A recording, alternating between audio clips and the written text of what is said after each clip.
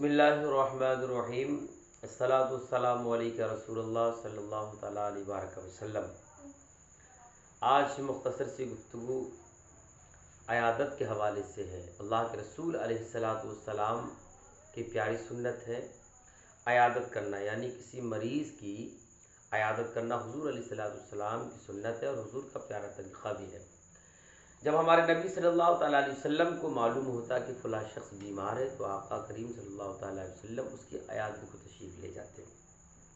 इसी मौके पर हुजूर ने इरशाद फरमाया, एक मुसलमान के दूसरे मुसलमान पर 5 हक़ हैं।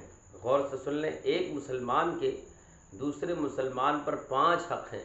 हुजूर ने फरमाया, पहला हक़ यह है कि जब वो सलाम करे तो उसके सलाम का जवाब दो।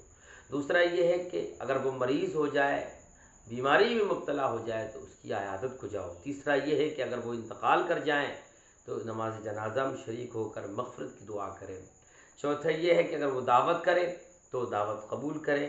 और 5वां अमल ये है, हक़ ये है कि अगर वो छींके और अल्हम्दुलिल्लाह कहे तो उसके जवाब में यरहमुकल्लाह कहे। ये 5 हक़ एक मुसलमान के दूसरे मुसलमान पर हैं। आज हमारा हाल ये है कि हम ज़रा सी नाराज़गियों में, ज़रा सी बातों में ना तो लोगों के सलाम का जवाब देते हैं, ना लोगों की दावतों में जाते हैं और ना लोगों की अयादत को जाते हैं। यहाँ तक देखने में आता है कि मुआशरे में इतनी गलाज़त, इतनी नफ़रत भर चुकी है कि अगर ज़रा सी नाराज़गी हो जाए तो लोग किसी के इंतकाल में भी जाना पसंद नहीं करते हैं। ना वो जाते हैं, ना उनके बच्चे जाते हैं, ना उनके घर के ख़ानदान के लोग जाते हैं। ये कहते हैं कि साहब इनसे हमारी लड़ाई है, इनसे हमारा झगड़ा है, लिहाजा इनकी नमाज जनाजा में शरीक नहीं होंगे। सोचो, जो कौम अपने मुसलमान भाई का हक़ अदा नहीं कर सकती, अल्लाह अकबर, वो फिर किसके काम आ सकती है।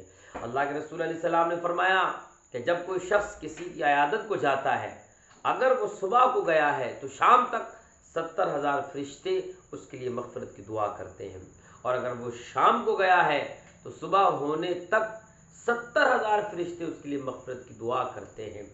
ये बीमार की अयादत सुन्नत भी अदा होती है हुजूर की, और साथ ही साथ हमें उसका बेइंतहा सवाब भी मिलता है। फिर हुजूर ने फरमाया कि उस शख्स के नाम का जन्नत में एक दरख्त लगा दिया जाता है। सुभान अल्लाह, माशाअल्लाह।